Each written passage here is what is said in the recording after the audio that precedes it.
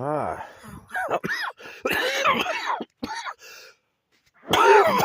Well, that wasn't a great beginning, but anyway, I thought I was ready to go, and then that happened. I may do this again during this interview, but if I do, just bear with me. I can't help it. I'm getting better day by day. I'm definitely a lot better today than I was this time last week, but I am still sick, unfortunately. And today I'm going to have to go out at some point, and I'm going to have to do a bunch of shoveling because I just don't have a choice. And that's probably going to set me back, unfortunately. But it has to be done. I don't have access to my generator or to my stove or anything right now. So I really have no choice. I have to do it. But that's not what I want to talk about anyway. This is just the intro. Plus, I find with YouTube, after the first 20 seconds or so, you can get away with more. In the first 20 seconds or so, the algorithm scrutinizes you very closely. After that, when it thinks you're just talking about having a cough and just bitching about having to shovel snow and talking about mundane stuff, it lightens up a bit and you can get away with a bit more. And I'm definitely going to need to be able to get away with a bit more, because what I'm going to talk about now, I'm going to tell you all the truth about what's happening in this country, in Canada, right now. And I'm going to tell you all the truth about why the Donald Trump government in the United States is as worried about Canada as it is.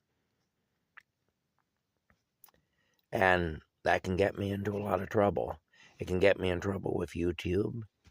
It can get me in trouble with the government of Canada. I'm about to talk about the RCMP's involvement in the fentanyl crisis. I'm about to talk about the Liberal Party of Canada, which is Prime Minister Justin Trudeau's party, and their involvement in the fentanyl crisis.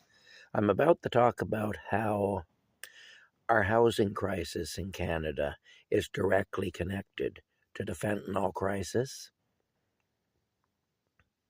We got tent cities right across the country. And it isn't just because people are using fentanyl. There's a lot of us that don't use drugs that are now unable to acquire housing.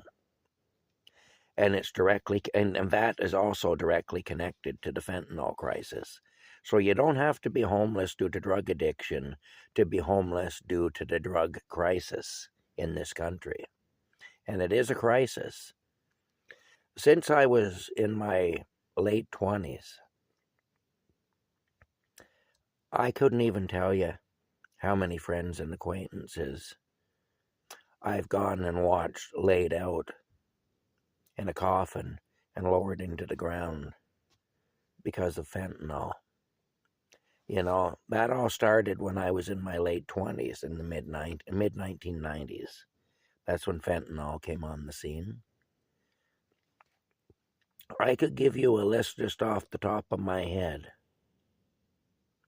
of 3 or 4 names, just off the top of my head without thinking too hard, of people that I knew and people who were friends of mine that are now gone due to fentanyl. And I mean, one of them was quite a good friend of mine, and he had a little boy, a little 2-year-old son.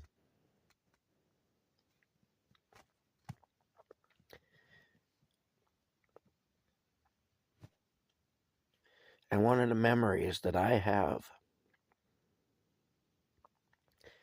that's going to always be on my heart, and it's going to always be an emotional thing for me, is the day after that man passed away. I remember putting a plate of food down in front of his little boy. and it was leftover food that his father had cooked for him just a couple of days before that, just like the day before he died.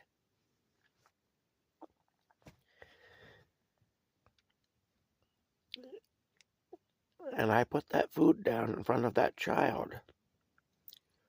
And what was going through my mind was, this is the last thing your father will ever do for you.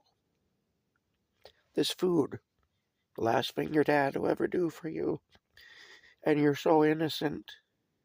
You don't even know. You don't even know. You know.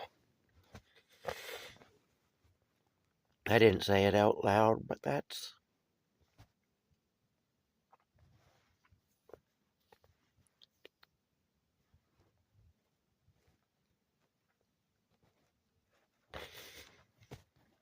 And, and, and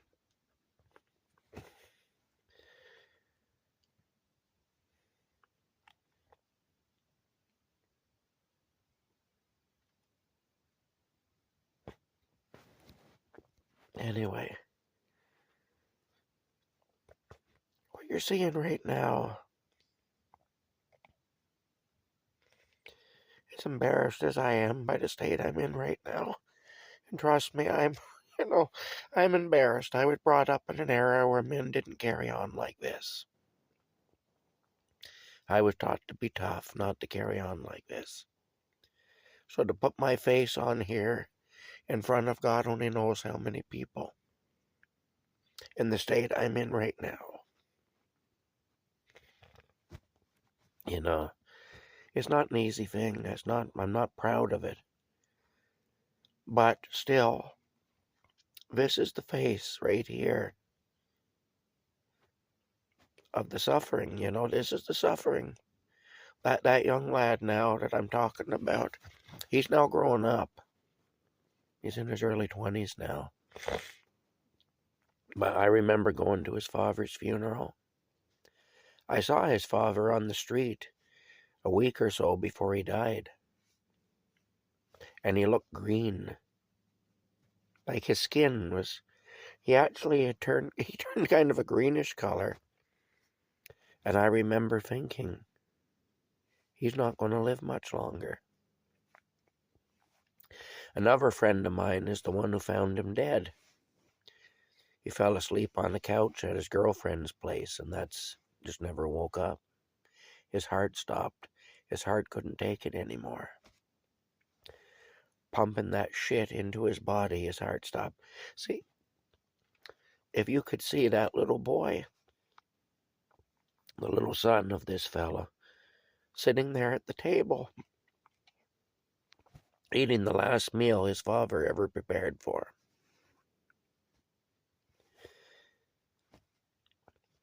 him. I can remember it. I can see it in my mind right now. I'll bet 90% of you people would be in tears too. Maybe 100%. But anyway, here's the thing.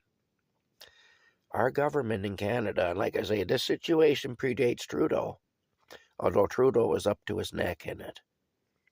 He is corrupt right to the core of his very being. And he's up to his neck in it.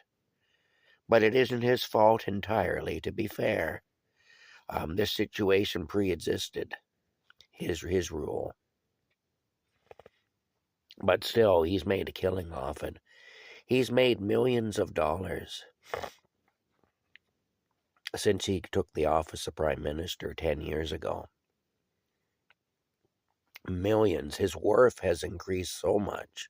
His financial worth, I mean. Anyway, man has sold his soul. He's literally sold his soul. But, I'm going to get into the details anyway. I'm going to get into why it is that Canadian citizens are brainwashed into thinking that we have to thump our chest and rattle our sabers and go on about the big bad orange man down south and how he's persecuting us and how he's bullying us. he has good reason, Trump does, to be worried about Canada. And look, the jury's out on Trump. Trump did a good job last time as president. He appears to be rooting out corruption and so on. He may very well be doing that. I kind of think he is.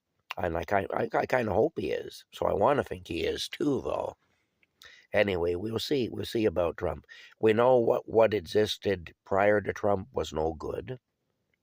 And we know what existed in between the 4 years that you just went through down there. Oh, for all you Americans watching, that was no good. So even if Trump isn't what he has been advertised as, he's still got to be better than what you've had, basically. But anyway, getting back to the fentanyl situation in Canada. The Liberal Party of Canada has profited greatly from fentanyl, from the fentanyl crisis, from the opioid crisis. The Liberal Party of Canada is a huge recipient of donations from drug kingpins. That's a provable fact. I can't give you the exact figures because, as you know, I'm bad with numbers. But I do know that the drug kingpins contribute a lot of money to the Liberal Party. The RCMP turns its back. It looks the other way. The RCMP is controlled by the Liberal Party.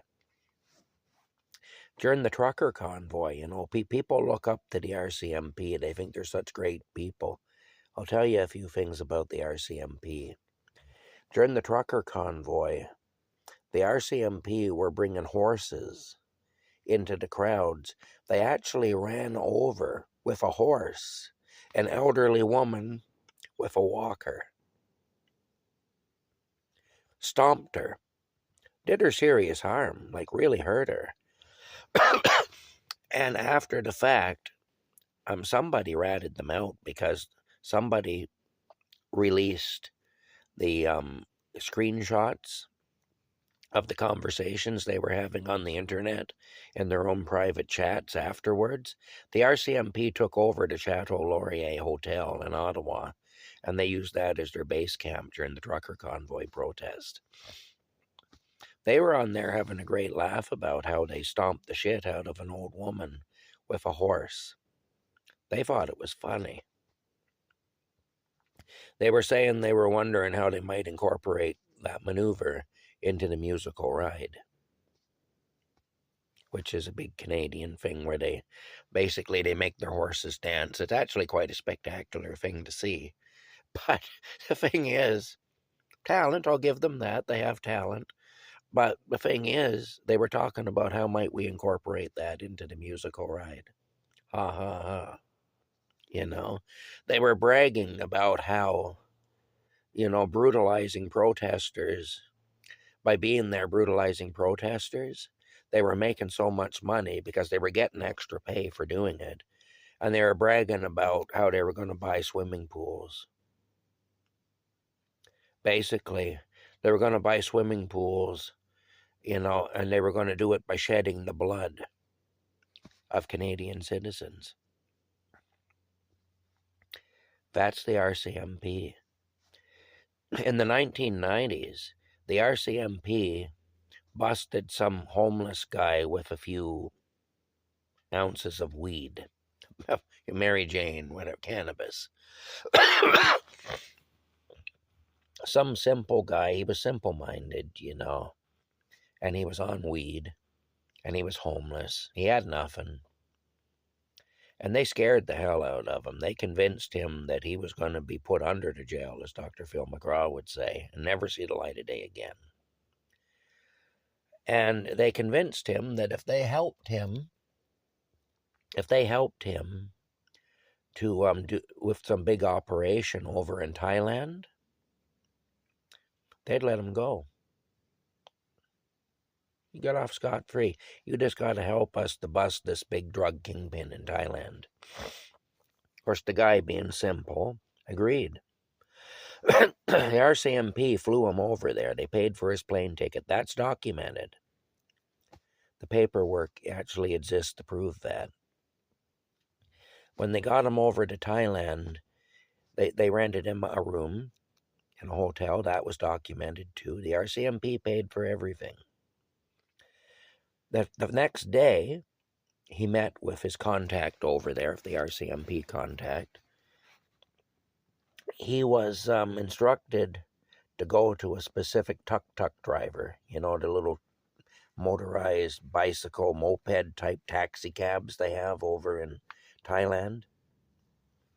He was told, that's a tuk-tuk, so he was told to go to a specific tuk-tuk driver, make contact with him. He was given product to give to this tuk-tuk driver. It was all a setup. The Taiwanese authorities arrested the man with the help of the RCMP. The man was set up right from the start by the RCMP. On the way to jail, in Thailand, they ride around in open trucks and everything. So they arrested this poor bastard. They threw him into the back of an open truck. And now the Taiwanese police and the RCMP are both in the back of the truck with him. Well, at one point, one of the RCMP officers, picks the guy up and throws him out of the truck, and then goes to shoot him, because he was saying, well, he's escaping. He was going to shoot him. And the Taiwanese police actually saved that man's life. They interfered with the RCMP officer and prevented him from shooting the guy, because they saw the guy didn't jump off the truck. He was thrown off it, And so even the Taiwanese police, as bad as they are, were looking at the RCMP and saying, what the hell? What is this? They saw that there was corruption. Even so, the guy was tried. He was convicted. He was initially sentenced to death. They're going to put him in front of a firing squad.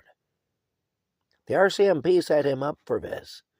In the end, because it was recognized that the RCMP had set him up, his sentence was commuted to life imprisonment in a Taiwanese prison. Hell on earth, This is the RCMP. Anyway, the RCMP will not interfere with the drug cartels. They won't do it, because the RCMP is instructed by the federal government not to do it. The Toronto Dominion Bank, a big bank here in Canada, has been caught laundering money for the drug cartels. Again, this is stuff you can check out. You don't have to take my word for it. And if people wonder why I'm as angry as I am at our government here, just refer again back to the story I told you about that little boy eating a plate of food. The day after his dad passed away. And you understand it. And it isn't just that. I've lived here all my life. I've seen things. It's horrible. The shit that goes on in this country, it's horrible. Horrible. I spent 7 months when I was 14 and 15 years old. I had my 15th birthday in jail because a social worker didn't want to deal with a teenager, and so labeled me incorrigible, and under the old Juvenile Delinquents Act laws, they could do that, and I went to jail for 7 months. And the stuff that went on in there, anyway, the thing is this. This was all because my stepmother pulled a knife on me because I went to church and she didn't like Catholics.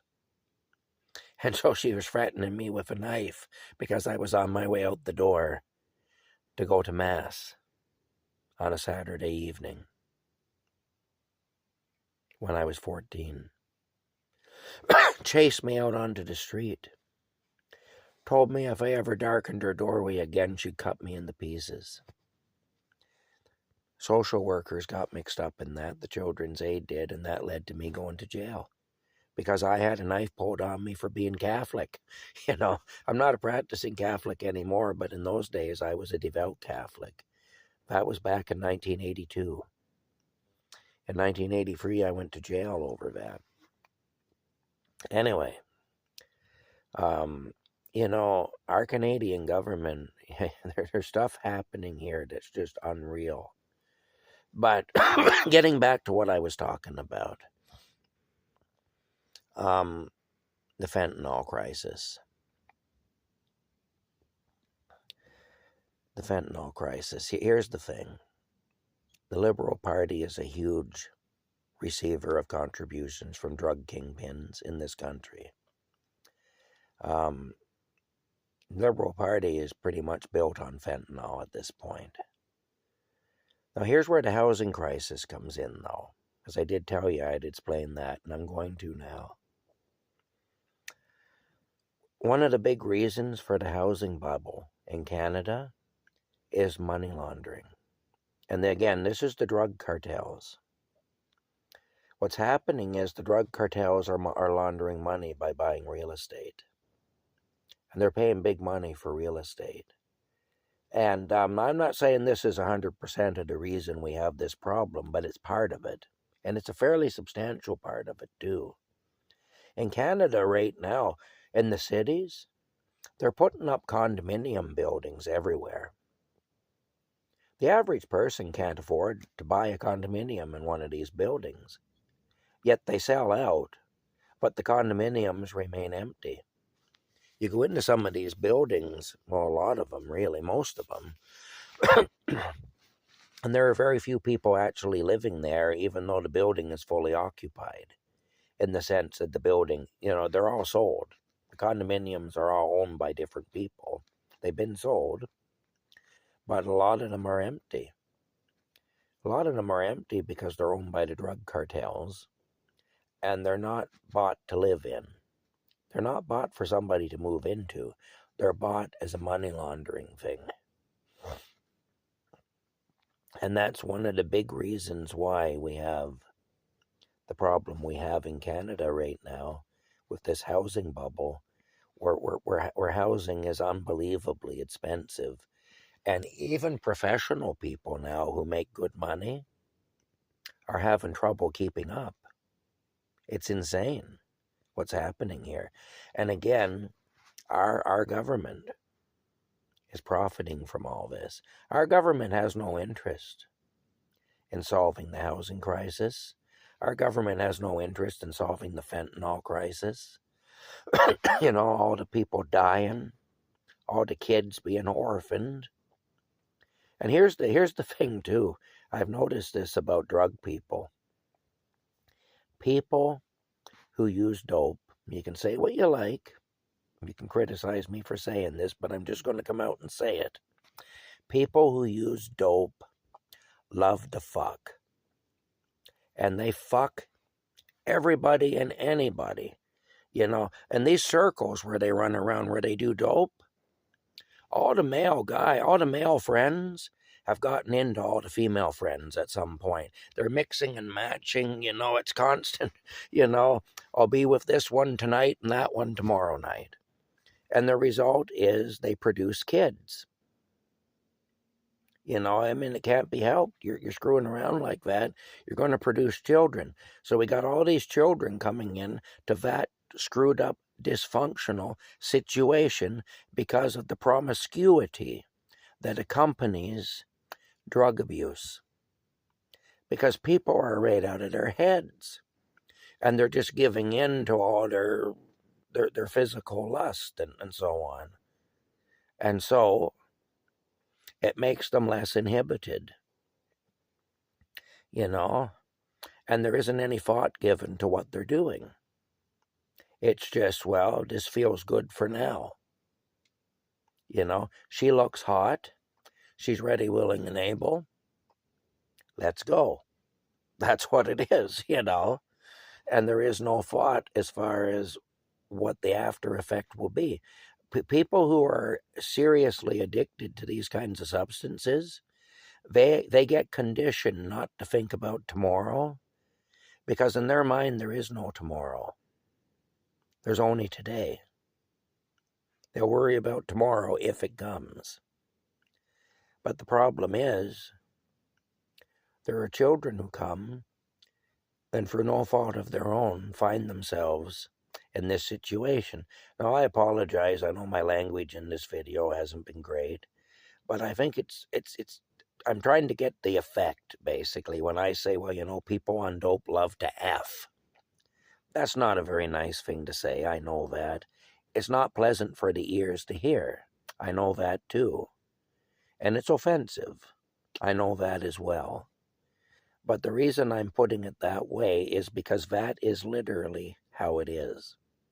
And I think we need to quit pussyfooting around and skirting around these issues. People are dropping dead. Kids are being born to parents who can't look after themselves. You know, how are you going to look after a helpless little child? You know, you can't even get out of bed and put your shoes on because you're so friggin' out of it, you know. And all you can think about is the next fix, because that's what addiction does to you. And this isn't me ragging on people with addictions. I feel badly for people with addictions. I have friends with addictions. I grieve for friends with addictions, both the living and the dead, because the living might as well be dead, really, when they're going through that. The only hope is, if you're still living, there's hope you can get better. But other than that's the only thing that separates the living from the dead in that world, is that there's at least still some slim chance that they can break free. And it makes me really happy when that happens. But it doesn't happen very often. Once that stuff gets a hold of you, I'll tell you, you know, it's a tough thing to get away from. And our government facilitates it. Our government is that evil. People can say what they like about, you know, about me because I speak against this stuff. But holy smokes, you know. Like I say, I'm speaking from experience. I've never been a drug abuser. I've never used fentanyl or anything like that. But I've spent so much time around people who do. And I've seen the bizarre behavior. I've seen how sneaky and dishonest they are. It's not their fault. They're desperate. They have to get, you know, they have to get it somehow. And so they'll do and say whatever to get it out of desperation.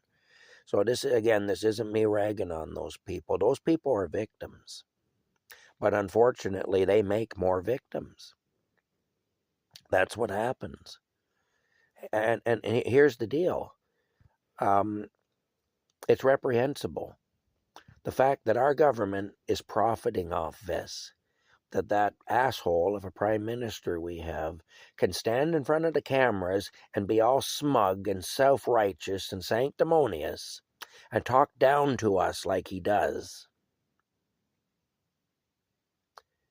when situations like the one I described early at the beginning of the video, you know, where I put the plate of food down in front of that child, you know, are happening today as a direct result of the things he is doing. Like I say, the experience I'm talking about, over 20 years ago now, but it's still going on, and he's profiting from it. You know, we got the police going in now, clearing out homeless camps, brutalizing homeless people, you know, taking a blade and cutting up their tent, the only shelter they have, throwing all their goods into a dumpster, you know, running them off. And it's like, why not devote that energy to this fentanyl crisis? I mean, look. 90% of the homelessness could be fixed if we did away with, if we were able to do away with all this addiction. And also, no, I'm saying 90%. I don't know the figures. I'm just saying in my mind it'd be 90% easily. But, definitely a huge percentage of it. Because basically, right now, the homeless can be divided into two groups: those who are homeless because they're addicted, and those that are homeless because of the housing bubble, which is in large part due to money laundering on the part of the drug cartels in this country. That's what's going on here. And I know I'm being very offensive in the way I'm talking, and I'm being very blunt, but that is the reality in this country of Canada today. That's the reality. So no, I'm not patriotic. I'm not proud of my country. I think we did some great things in World War II. I think, the discovery of insulin and some few other things that we did were pretty cool for sure. I'm not saying we've never done anything good. I'm not saying we're all bad. But what I'm saying is there's a lot of false pride in this country, and it's blinding us to the point where we're not taking care of our business. And then we're all focused on rainbow crosswalks and pride parades and, transsexual stuff and all the rest of it. And these people make up a very small percentage of the population. These people should be protected from persecution and from abuse. I agree with that. But why in the hell we're celebrating them, I don't know. I don't understand that. But anyway, I think the reason it's happening is it's a distraction. It's keeping us focused on things that don't matter. And we're now living in a very tolerant society. It's not like it used to be. Back in the 1980s, I caught a lot of flack. It's funny now that I'm accused of being a vile bigot and hateful and everything else because I'm against what's happening now. Because back in the 80s, I caught a lot of flack because I told a bunch of guys they were being idiots because they were talking about going to Ottawa, doing what they called it queer hunting. I told them they were a bunch of idiots. I caught a lot of flack for that. Back around 1985 in the wire factory where I was working, up in the lunchroom, guys were sitting at a table all excited because they were all anticipating going to Ottawa and beating up gay people. So, we've come a long way. We only stopped jailing homosexuals for being homosexuals in 1976. We've come a long way in this country, We don't persecute those people like we once did. In fact, we don't persecute them at all. But why we have to celebrate them, I don't understand. I'm not for persecution.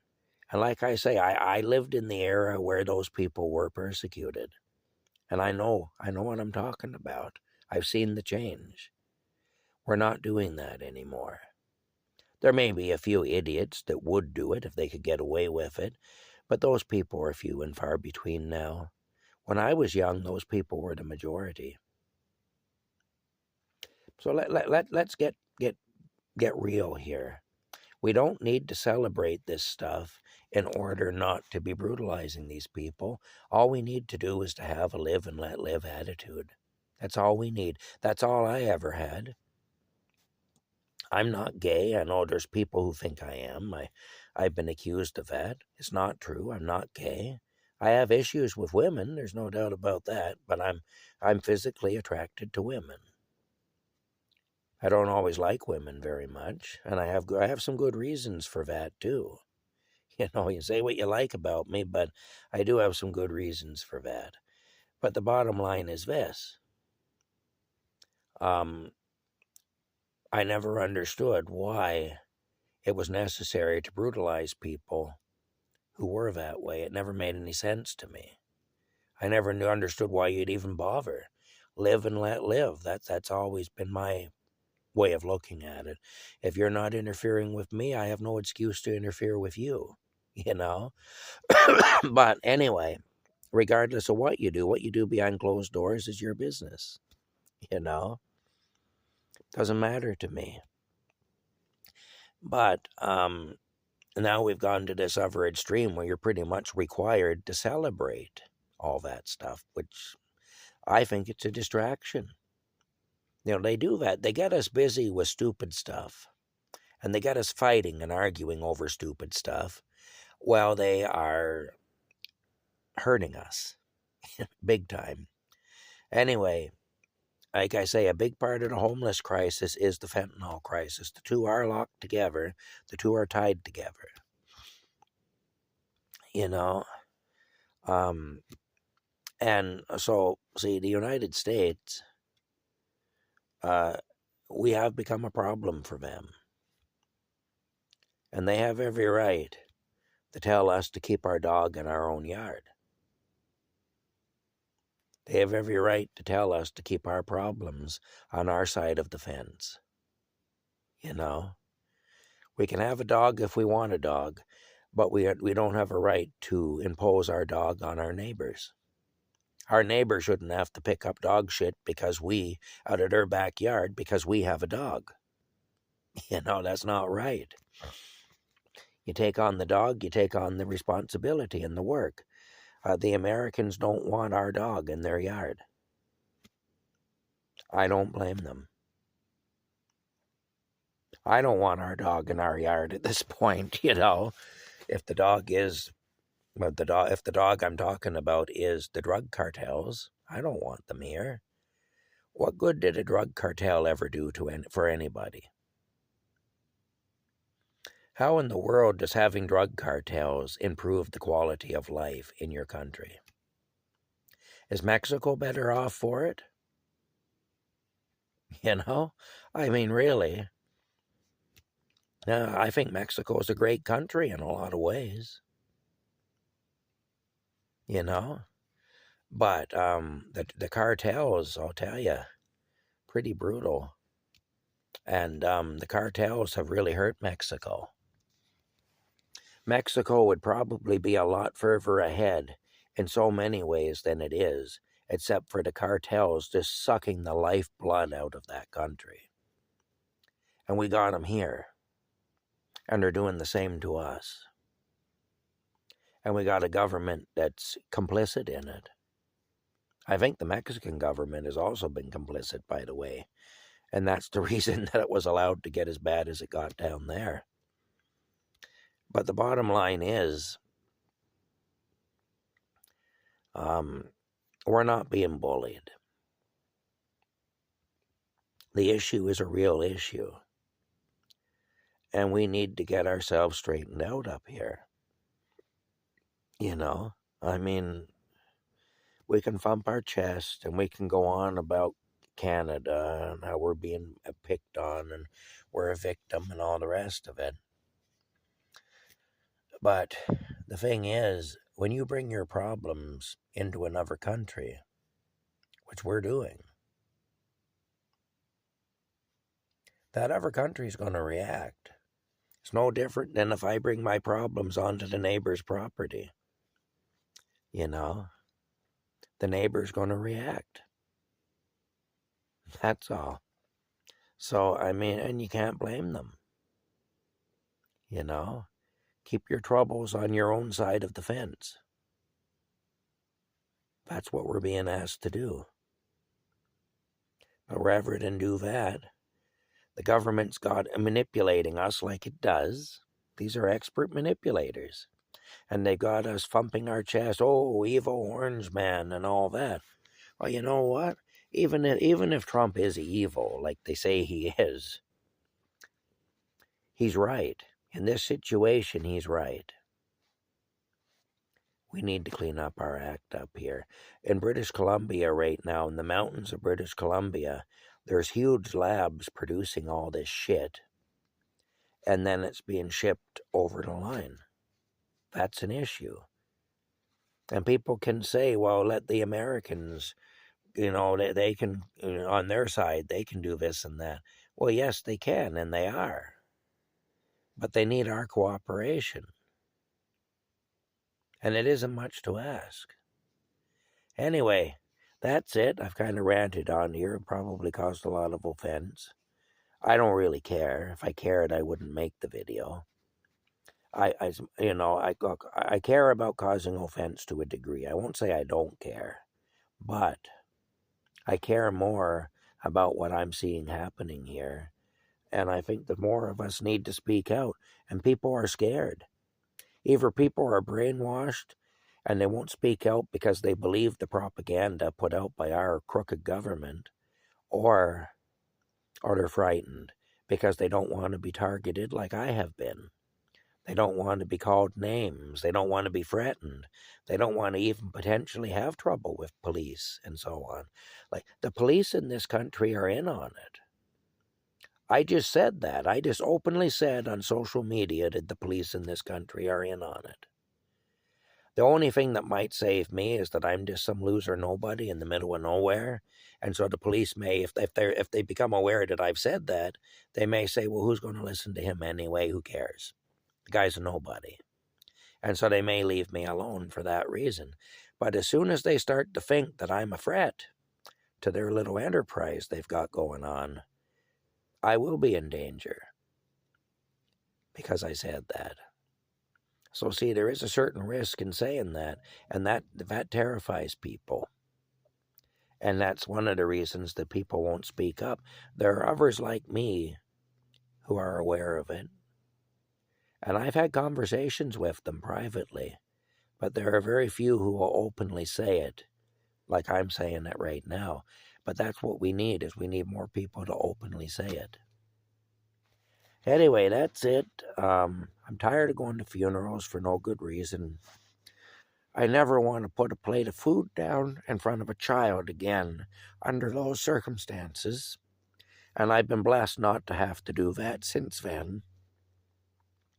But even once is too often. I mean, you can see how it affects me when I talk about it. So, even once was too often to have to do that. And it's all due to greed and corruption and just out and out nastiness. And the globalist agenda factors into it as well. We got a globalist government here. They want to bring us down. They want to bring us right to our knees, because that's the only way we're going to agree to be ruled over by them the way they want to rule over us. And if you look at it too, Canada is legalizing all the drugs now. There's a reason for that. And it isn't because they care about you. Now, do I think it's right that some young lad with an ounce of pot in his pocket should go to jail for years on end? No, I don't. That's how it used to be. That was wrong. But I also don't think it's right that we have drug dispensaries on every friggin' street corner in every little town in this country now. I don't think that, the corner candy store that you went to when you were a kid, it's now a friggin' pot shop. That's not right either. Anyway, I'm going to get off here now. Thank you for listening to my rant. If you made it this far through it, yeah. All right. Let's see, Rocky. He's a cheerful little fella. He'll cheer us up a bit. Hey, you. Again, this is the patented Rocky Cam. The Camp Crazy Rocky Cam. I should be making helicopter noises, maybe. All right. There he is. Look at him. He's got bad head. Okay. We'll see y'all later. Bye for now.